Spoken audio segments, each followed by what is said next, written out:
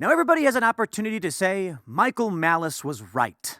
He's been right about a lot of things. In this one, many people are saying he's right about John Fetterman, because Fetterman's been saying some pretty base things, I guess.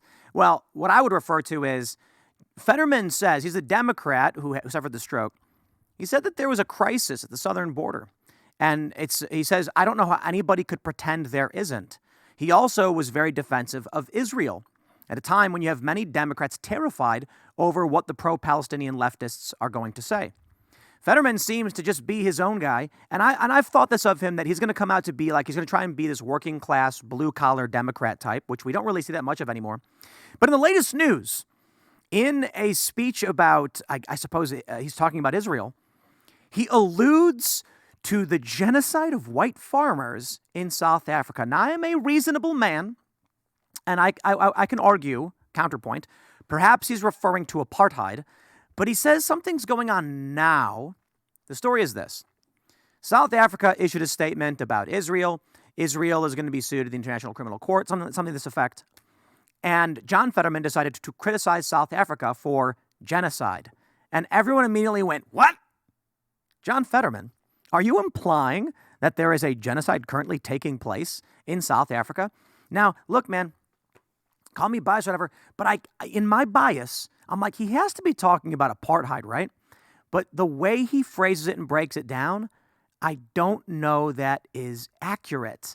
I think John Fetterman is absolutely alluding to the genocide of farmers in South Africa right now. And let me play this clip for you, but there's this really funny meme where it's like, this is the perfect making of a movie. A politician gets hit in the head and then all of a sudden starts actually supporting the people. Here's the clip. Ian Miles Chong says, incredible, John Fetterman referenced South Africa's genocide of white farmers, telling them to sit it out when it comes to their condemnation of Israel. Who are they really fighting? It's a group of cowards. They hide in tunnels. They hide behind civilians. They attack, kill, and mutilate children, women. That's true. And they do that. Stop talking about proportion on that. They shot their best shot on October 7th, and they would have taken more lives if they couldn't do that, but they couldn't do it. I'd say he's right. And real quick, to the point about Michael Malice being right, is that Michael Malice was saying yes to Fetterman. Fetterman's the guy who's better than Oz.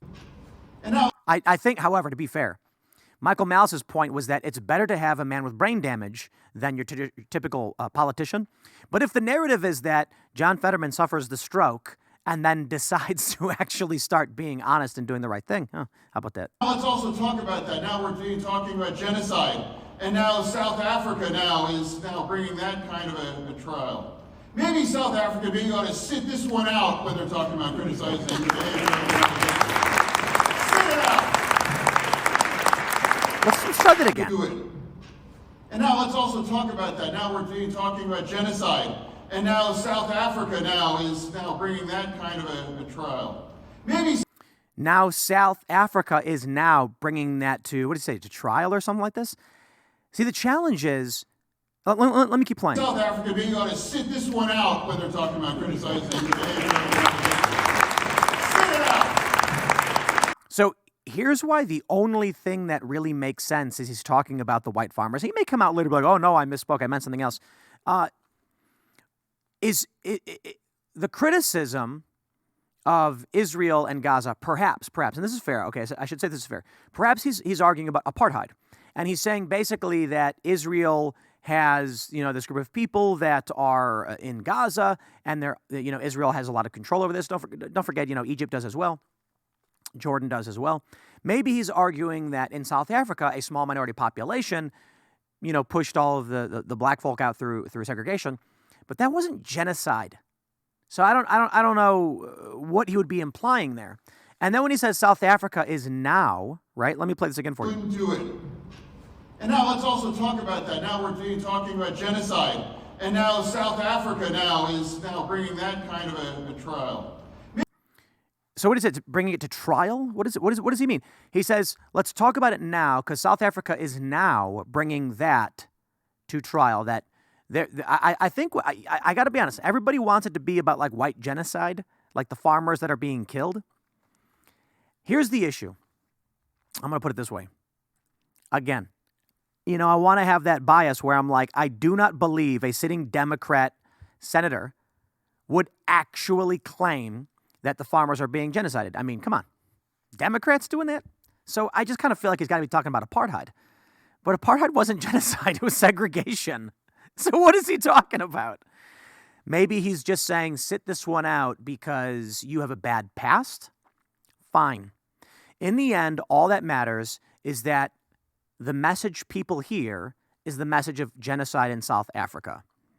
And if I'm to make no assumptions about what he meant without clarification, then the only relevant context he has is that there is a claim against South Africa that they're calling for white genocide.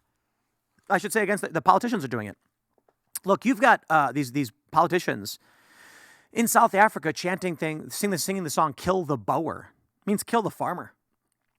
Then they go and kill farmers, and then the corporate press goes, "No, that's just an old protest song." I'm like, they're literally killing farmers while singing "Kill the Farmer." So if Fetterman wants to come out and say that, I'm gonna have to go ahead and say Fetterman perhaps is alluding to a genocide of white farmers in South Africa. It's just hard to believe, isn't it? But then you see a story like this from Real Clear Politics. Fetterman says, there is a crisis at the border. I don't know how anybody could pretend there isn't. I mean, that's just it. He's right. It's like a very serious crisis at the border. We've got this video from New York of a dude breaking in to a migrant facility. I mean, these people are given way more resources than American homeless people. We have such a tremendous crisis at the border. Where's this James O'Keefe clip I have? I think I have it. Here we go. Is this James O'Keefe? James O'Keefe, high-speed migrant bus chase. You've got James O'Keefe following these buses, trafficking, engaging in human trafficking, and they swerve. This video is nuts. If you haven't seen it, you need to go to James O'Keefe on Twitter and watch this video. These buses are like swerving onto exit ramps and then shifting back on the highway, trying to desperately lose a pair of journalists who are filming them. And then at one point, is really, really funny. James points out, like, the guy gets out and starts filming him. He ends up going to the airport, and these cops are like, what's going on? You've got these companies facilitating human trafficking. And let me tell you, man, we already have, the DOJ had announced this 5 years ago. A couple U.S. soldiers, I believe they were soldiers, were criminally charged for transporting illegal aliens. Tell me the difference. Tell me why you, bus driver, think you will not be held criminally liable for transporting illegal immigrants. Is it because your boss told you to do it? That's funny. If your boss told you to go mug somebody, you think you'd go to jail? You would. So why would this be any different? More to the point. Back to our good friend, John Fetterman. Is that his name? Is John Fetterman? That's right. Oh, good old John Fetterman. Look, man, maybe it's the story of a guy who got bonked on the head and he turned things around. Or, I guess that would make Michael Malice right. Or this guy, his play is to be a more moderate Democrat. I'll take it. And it makes sense. People tried to make fun of him for a lot of things. And I kept warning Trump supporters. I'm like, dude, he's wearing the hoodie for a reason. They made fun of his neck and his appearance and all of these things. And I'm like, you're not going to win. You're not going to win political conflict by doing those things, man. Fetterman is the guy wearing the shorts and the hoodie. There are a lot of people that said, because he didn't want to wear this stuff when he was in the Senate, in Congress, and people on the right said that it was a loss of decorum. I don't know why suits are the mandate anyway. It's a culture, a custom, it's tradition that I understand. But what is the threshold that we determine this is the particular style? Is there a different style of suit you can wear? So I'm not a big fan of dress codes, but just because I'm not a fan of dress codes doesn't mean I accept anybody dressing informally like Fetterman was doing. Now, that being said, the warning I gave to everybody was, if you attack Fetterman from the right in this way, you will lose. He's coming off to the average person in a similar way that Trump did, as a regular guy who's here to fight for you. You cannot besmirch that and win. You're trying to win the votes of regular people. He's passing himself off as a regular person, and you're insulting regular people. This is the Donald Trump steak problem all over again. Donald Trump ordered a 30-day dry-aged steak well done with ketchup. It's so... Oh. It's really funny because it's just so awful. But that's what the media did. They laughed at Trump. They mocked him. And you see, when I was growing up, we didn't always get to eat the fillets. Sometimes we'd get a T-bone from the local grocery store for a couple bucks. And you got what you got. And when it was cooked, it wasn't medium rare or well done because they're not great steaks. But my family was not rich, so we ate what we ate. My mom and dad, they did a good job. Pepper and salt, but we'd slop some ketchup on that. It's funny, right? Ketchup on steak. I could not imagine going to a steakhouse and doing that. Well, Donald Trump did. I'll tell you why. Because there are a lot of regular people in this country who live paycheck to paycheck. They order the steaks they can order. And I'm not saying everybody's a slack-jawed yokel who does not cook a steak. But for a lot of people, they can't buy even the great steak. Now think about this. I'm certainly not stupid enough to realize that a poor person can eventually buy a nice steak, at various points buy steak, and cook it properly. But some people just like cooking their steak well done and slopping some ketchup on it. In the right circumstances, I'm totally down with that.